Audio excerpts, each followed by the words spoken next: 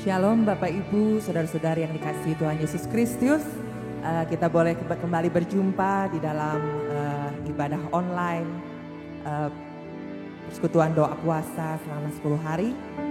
Dan kita sudah memasuki hari yang kedua.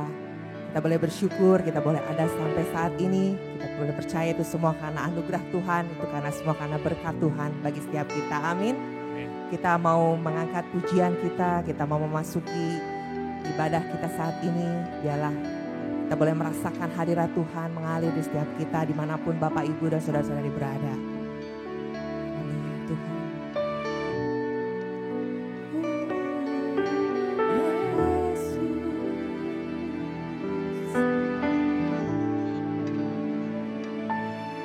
Ku hidup karena percaya Kau yang berjanji setia, pengharapanku selalu ada di dalam-Mu. Ku tidak akan menyerah meski dalam kesesatan, seluruh hidupku dalam genggaman-Mu.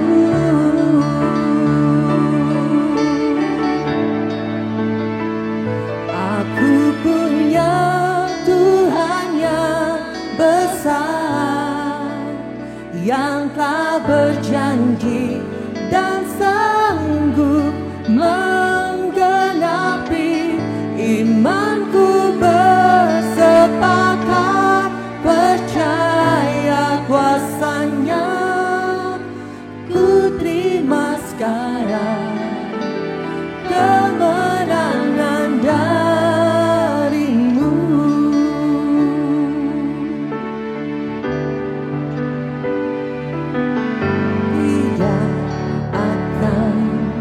Menyerah meski dalam kesesatan, seluruh hidupku dalam genggaman-Mu.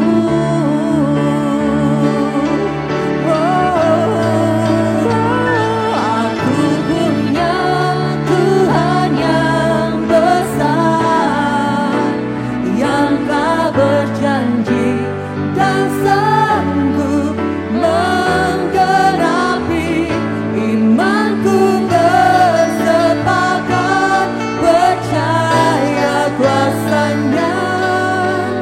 Ku terima sekarang kemenangan. Aku punya Tuhan yang besar, yang telah berjanji dan sanggup menggenapi. Imanku bersepakat percaya kuasa-Nya. Ku terima sekarang kemenangan dari. Kita boleh angkat tangan kita boleh katakan, aku punya Tuhan yang besar, yang tak berjanji dan sanggup menggenapi. Imanku bersepakat percaya kuasa-Nya. Ku terima sekarang kemenangan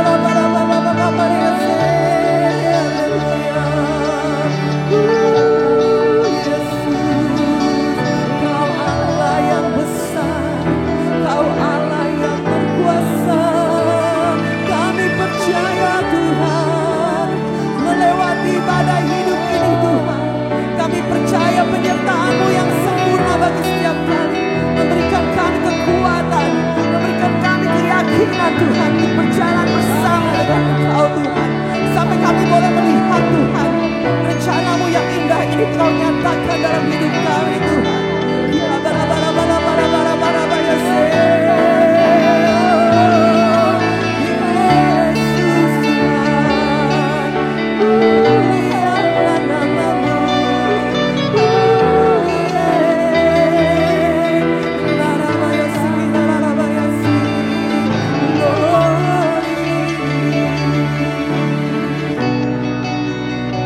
Kami bersyukur kami memiliki Allah yang luar biasa.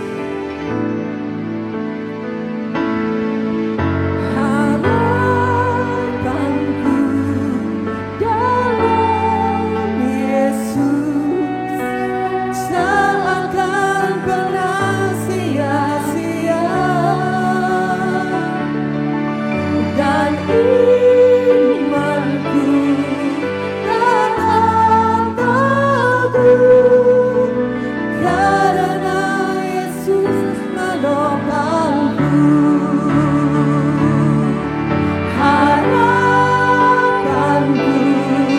dalam Yesus takkan pernah sia-sia, dan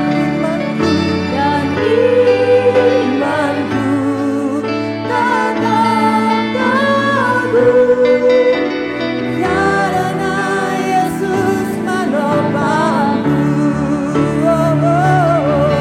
Harapanku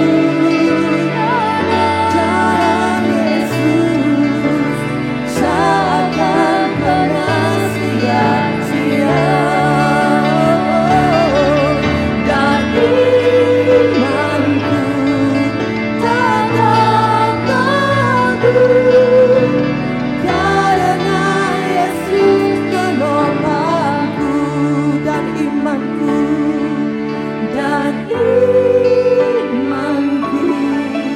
tetap teguh karena Yesus, karena Yesus, karena Yesus menopangku.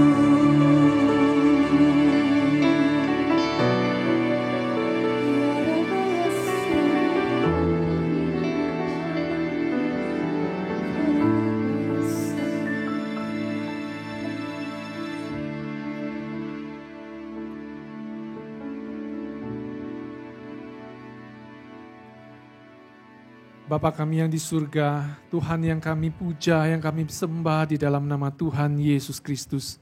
Sungguh kami bersyukur Tuhan oleh karena kasih dan anugerah-Mu Tuhan. Kami boleh mendapatkan diri kami dengan kekuatan, dengan kesehatan yang begitu baik. Kami sungguh bersyukur ya Tuhan oleh karena kasih-Mu kepada kami. Terima kasih Tuhan. Sebentar kami akan menikmati kebenaran firman-Mu. Biarlah kuat kuasa daripada Roh Kudus menolong kami, memampukan kami untuk boleh menikmati kebenaran firman-Mu ya Tuhan.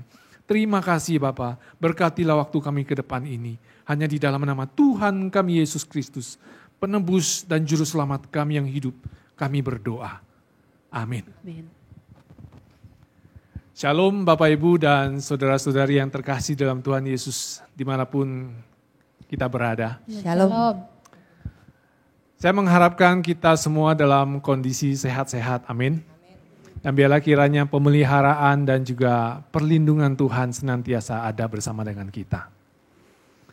Bapak, Ibu, dan saudara sekalian, melalui tema digoncangkan dalam pekan doa puasa kita kali ini. Saya yakin dan percaya ada maksud dan rencana Tuhan yang sungguh indah buat setiap kita anak-anaknya. Untuk kita dapat menghadapi segala goncangan yang mungkin saja akan lebih berat dari saat ini untuk waktu-waktu ke depan ini. Maka daripada itu Bapak Ibu dan saudara sekalian, di hari kedua pekan doa puasa kita akan merenungkan sebuah tema tentang diguncangkan. Guncangan yang akan menguji iman kita. Mari untuk mendasari perenungan kita pada hari ini, saya ajak kita bersama-sama membuka Alkitab kita di dalam Injil Matius pasalnya yang ke-7, ayatnya yang ke-24 hingga 27. Injil Matius pasalnya yang ke-7 ayat 24 hingga ayatnya yang ke-27. Saya akan membacakan bagi kita semua. 2 macam dasar. Setiap orang yang mendengar perkataanku ini dan melakukannya, ia sama dengan orang yang bijaksana, yang mendirikan rumahnya di atas batu. Kemudian turunlah hujan dan datanglah banjir. Lalu angin melanda rumah itu. Tetapi rumah itu tidak rubuh sebab didirikan di atas batu. Tetapi setiap orang yang mendengar perkataanku ini dan tidak melakukannya, ia sama dengan orang yang bodoh, yang mendirikan rumahnya di atas pasir. Kemudian turunlah hujan dan datanglah banjir. Lalu angin melanda rumah itu, sehingga rubuhlah rumah itu dan hebatlah kerusakannya. Amin. Senang dan berbahagia setiap kita yang membaca, merenungkan, dan melakukan kebenaran firman Tuhan dalam kehidupan kita. Bapak, Ibu, dan saudara sekalian, beberapa waktu yang lalu saya berjumpa dengan seorang teman lama saya, saudara. Ternyata dia adalah seorang arsitek. Dia mengatakan pada saya bahwa baru-baru ini ia mendapatkan sebuah pekerjaan, sebuah proyek untuk membangun sebuah gedung gereja berlantai 4, saudara. Nah, uniknya, saudara, dia katakan bahwa dalam kontrak kerjanya itu, dia diharuskan untuk membangun sebuah pondasi gedung gereja itu dengan kekuatan pondasi 6 lantai, saudara. Padahal yang dibangun hanya 4 lantai. Bapak, Ibu, saudara sekalian, kita bisa membayangkan bukan? Kalau gedung gereja itu jadi, saudara. Kita bisa membayangkan gedung itu akan sangat kokoh, akan sangat kuat sekali. Kenapa, saudara? Karena kekuatan pondasi gedung itu dibangun jauh melebihi beban bangunan di atasnya, saudara. Demikian juga dengan kehidupan kita, saudara. Apakah kita sudah membangun pondasi iman kita dengan kokoh? Sehingga sewaktu-waktu ketika guncangan datang menghadang kita, kita bisa berdiri kokoh, tegak. Bapak, Ibu, dan saudara sekalian, pertanyaannya adalah, seberapa kuatkah kita selama ini sudah membangun iman kita? Untuk menghadapi guncangan ujian yang akan kita hadapi. Mari, saudara sekalian, kita mau melihat karya Tuhan dalam kehidupan kita. Pondasi yang kita bangun di atas dasar iman kita ini, saudara. Kita akan melihat bagaimana karya Roh Kudus di dalam kehidupan orang-orang percaya pada masa kini. Bapak, Ibu, dan saudara sekalian, hidup kita terdiri dari bagian yang kelihatan dan bagian yang tidak kelihatan. Bagian yang kelihatan adalah karya-karya, karakter, buah-buah karakter kita, buah-buah pelayanan kita, yang dihasilkan dari bagian yang tidak kelihatan, yaitu di dalam kedalaman hati kita, di mana kita mengenal Tuhan, bagaimana kita bersekutu dengan Tuhan, bagaimana kita berelasi dengan Tuhan. Oleh karena itu, saudara, pertumbuhan iman kita akan selalu dikaitkan dengan buah karya daripada Roh Kudus yang ada di dalam kehidupan setiap orang percaya. Firman Tuhan yang telah kita baca tadi, saudara, adalah sebuah bagian penutup dari pengajaran Tuhan Yesus di bukit, atau yang lebih kita kenal sebagai khotbah Tuhan Yesus di bukit. Tuhan Yesus menutupnya dengan sebuah perumpamaan yang telah kita baca tadi. Kita tahu banyak orang datang untuk mendengar pengajaran Tuhan Yesus pada waktu itu. Jelas dalam perumpamaan yang kita baca tadi, saudara, kita jelas melihat Tuhan Yesus membagi mereka menjadi 2 kelompok pendengar. Yang pertama, kelompok pertama adalah mereka yang mendengar firman Tuhan dan melakukannya. Kelompok pendengar ini Tuhan Yesus samakan dengan orang yang bijaksana, yang membangun rumahnya di atas batu. Ketika hujan datang, banjir melanda, dan angin menerpa, mereka akan tetap kokoh berdiri. Dan kelompok pendengar yang kedua adalah mereka yang mendengar firman Tuhan, mereka yang mendengar pengajaran Yesus, tetapi tidak melakukan apa-apa. Nah, kelompok pendengar ini Tuhan Yesus samakan dengan orang yang bodoh. Mereka membangun rumah mereka di atas pasir, dan ketika hujan datang, banjir datang, angin menerpa, maka rubuhlah rumah itu. Dan hebatlah kerusakannya. Bapak, Ibu, dan saudara sekalian, kedua kelompok pendengar ini sama-sama mendapatkan guncangan yang sama. Mereka sama-sama menghadapi hujan, mereka sama-sama menghadapi banjir, dan juga mereka sama-sama menghadapi angin. Tetapi satu di antara mereka akan tetap berdiri kokoh. Sama dengan kehidupan kita yang kita alami sekarang ini, bukan? Guncangan yang kita hadapi saat ini, setiap orang tanpa terkecuali dialami oleh kita semua. Kita sama-sama menghadapi wabah virus corona pada saat ini. Kita sama-sama menghadapi hujan, banjir, dan angin yang sama saat ini, saudara. Siapapun Anda, kita menghadapi goncangan yang sama. Bapak, Ibu, dan saudara sekalian, mungkin saja guncangan ini akan melemahkan iman kita. Mungkin saja guncangan ini akan menggoyahkan rumah tangga kita. Hubungan suami istri, orang tua dengan anak.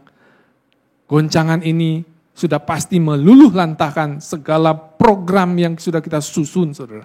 Bahkan saya mendengar ada yang menjadwal ulang tanggal pernikahan mereka, saudara. Ada yang menjadwal ulang waktu liburan mereka, saudara. Bahkan tidak sedikit, saudara, saya mendengar orang bahkan meragukan kuasa Allah di masa-masa guncangan seperti ini. Bapak, Ibu, dan saudara sekalian, sesungguhnya di masa-masa seperti ini, pondasi iman kita sedang diuji.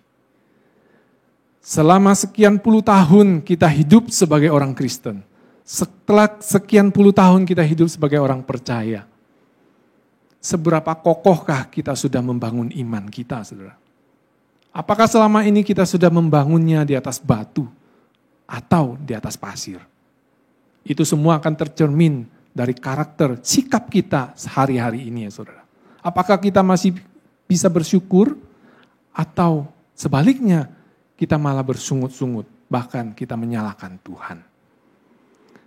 Bapak, Ibu, dan saudara sekalian, memang hidup di situasi seperti sekarang ini tidaklah mudah. Tetapi firman Tuhan di dalam Injil Yohanes pasalnya yang ke-14 ayat 17 mengatakan bahwa hidup orang percaya akan disertai oleh Roh Kudus dan Roh Kudus akan tinggal di dalam hidup kita, saudara. Bapak, Ibu, dan saudara sekalian, saya pernah mendengar bincang-bincang beberapa orang akhir-akhir ini. Mereka membincangkan tentang tokoh-tokoh yang ada di Alkitab. Dan dari nada perbincangan mereka, saya mendengar nuansa iri hati, saudara. Mereka mengatakan seperti ini. Seperti apa ya rasanya hidup seperti Musa yang langsung bisa mendengar suara Tuhan di atas gunung itu? Seperti apa ya rasanya seperti Musa yang melihat laut itu terbelah oleh karena kuasa Allah. Seandainya mereka bilang, kuasa yang sama itu turun di masa kita sekarang ini, pastilah wabah corona akan segera berlalu. Dan kita akan kembali ke aktivitas kita sebagaimana biasanya. Saudara, mungkin di antara kita ada yang tertawa dan senyum-senyum mendengar cerita ini. Tetapi tentu sah-sah saja mereka membincangkan masalah ini di waktu-waktu seperti ini, saudara. Tetapi orang-orang ini tentu melupakan satu hal. Bahwa di dalam kehidupan orang percaya, sesungguhnya ada karya Roh Kudus yang bisa mereka andalkan. Ada kuasa Roh Kudus yang bisa mereka andalkan. Kuasa yang sama yang membelah laut Teberau itu juga ada di dalam hidup kita saat ini, di dalam pribadi Roh Kudus. Allah yang dijumpai oleh Musa di atas gunung itu juga Allah yang ada di dalam diri setiap orang percaya, di dalam diri saya dan saudara sekalian. Jadi saudara, peranan Roh Kudus di masa sekarang sangatlah penting. Oleh karena dia ada di dalam kita. Berbeda saudara dengan di mana masa sebelum Roh Kudus dicurahkan, bukan? Saudara, saya membayangkan jikalau Musa mendengar perbincangan orang-orang tadi, mungkin saja Musa akan mengajukan sebuah pertanyaan buat mereka. Mungkin saya pertanyaannya seperti ini. Musa akan bertanya, seperti apa ya rasanya hidup disertai Allah melalui pribadi Roh Kudus yang tinggal di dalam hatimu. Engkau tidak usah susah-susah, capek-capek naik ke atas gunung untuk mendengar Tuhan. Dimanapun kau berada, engkau bisa menyapanya. Bapak, Ibu, dan saudara sekalian, tentulah sekali lagi saya mau mengatakan tidak gampang kita menjalani kehidupan kita seperti sekarang ini. Kadang-kadang kita merasa kesulitan, kadang-kadang mungkin saja kita meragukan kuasa Allah dalam hidup kita. Tetapi saudara, apabila kita ingat ada kuasa Roh Kudus dalam diri kita, maka pikiran itu tidak akan terlintas dalam pikiran kita. Biarlah kita mau terus meminta, memohon kepada Tuhan melalui karya Roh Kudus dalam diri kita, supaya Roh Kudus terus memupuk iman kita, supaya pondasi rumah iman kita boleh tetap kuat. Sehingga banjir, hujan, dan angin yang menerpa kita boleh tetap berdiri teguh, saudara. Bapak, Ibu, dan saudara sekalian, kita bisa membayangkan sesungguhnya jejak kaki yang kita jejakkan tiap hari, ada penyertaan Roh Kudus di dalamnya. Kalau kita menyadari itu, saudara, alangkah indahnya hidup kita ini, saudara. Kita tidak bisa hidup di dalam roh, saudara, kalau kita hanya menyadari kehadiran Roh Kudus 1 minggu 1 kali saja saat kita beribadah, saudara. Setiap saat, setiap waktu kita perlu menyadari akan kehadiran Roh Kudus dalam hidup kita. Bapak, Ibu, dan saudara sekalian, biarlah kita mau menjadi orang yang mendengar firman Tuhan dan melakukannya dalam kehidupan kita sehari-hari. Saya yakin dan percaya pertolongan Roh Kudus akan memampukan kita melewati guncangan apapun dalam kehidupan ini. Amin. Saya percaya orang-orang yang bersandar kepada Tuhan dan mengandalkan kuasa Roh Kudus dalam hidupnya akan memiliki kisah-kisah hidup yang bisa diceritakan dengan indah. Orang-orang seperti ini akan bisa mengatakan bahwa dengan kuasa Roh Kudus aku masih bisa bersyukur. Dengan kuasa Roh Kudus aku masih bisa bersukacita. Dengan kuasa Roh Kudus, aku masih bisa memberi. Bahkan dengan kuasa Roh Kudus, aku masih bisa memberkati orang lain. Berbeda sekali dengan orang-orang yang hanya mendengar firman Tuhan tetapi tidak melakukan. Mereka akan kesulitan menemukan kisah-kisah seperti itu, saudara. Bapak, Ibu, dan saudara sekalian, bagaimana dengan kisah hidup kita? Amin.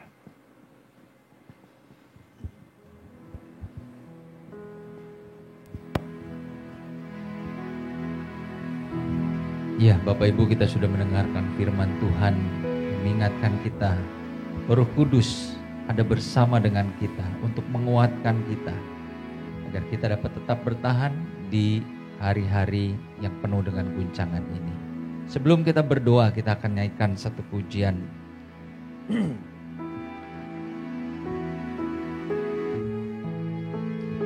Kau kuatkan aku bertahan, Kau harapan dalam kesesakan, Kau buktikan kesetiaan-Mu Tuhan, Engkau Allah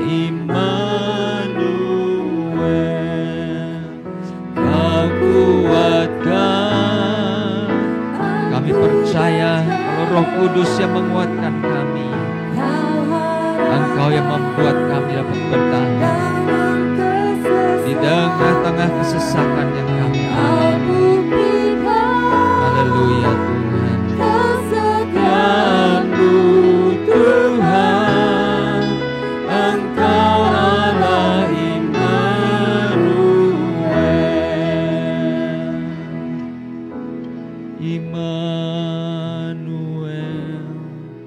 Immanuel, Engkau besertaku.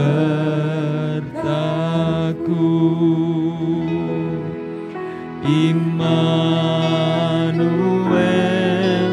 Immanuel,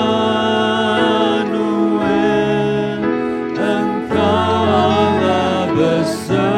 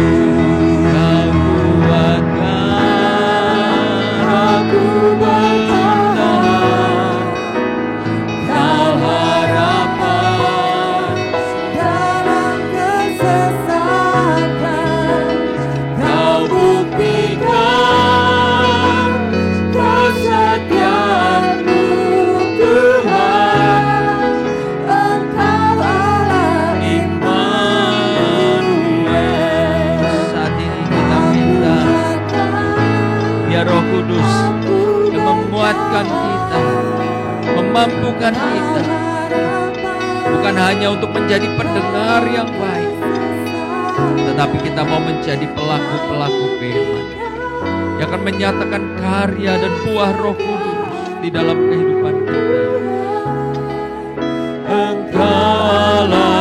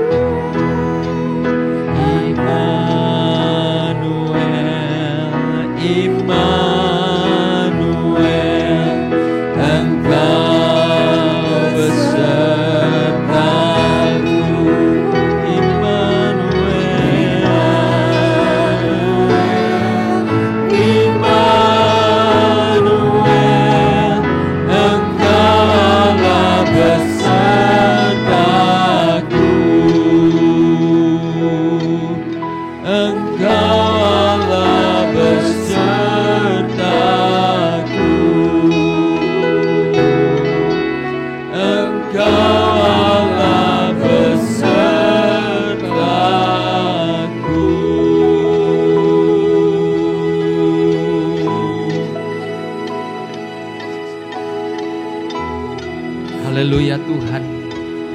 Hamba percaya ketika kami sungguh-sungguh merindukan Roh Kudus yang menuntun kehidupan kami, sehingga kami menjadi pelaku-pelaku firman di dalam kehidupan ini, maka kami percaya Tuhan, goncangan yang terjadi, mungkin hujan, angin, banjir datang melanda kehidupan rohani kami, tetapi kami dapat tetap bertahan karena kami memiliki pondasi yang kuat, kami memiliki pondasi yang kokoh. Roh Kudus, mari hamba-Mu berdoa saat ini. Kuatkan Tuhan pondasi iman kami. Kuatkan Tuhan iman kami menghadapi guncangan-guncangan ini. Kami tahu Tuhan, kami tidak dapat berjalan sendiri. Dan oleh karena itu, kami percaya Tuhan, kalau Engkau beserta dengan kami, Engkau ada di dalam kami. Mungkin kami tidak melihat mujizat-mujizat yang besar seperti yang Musa alami.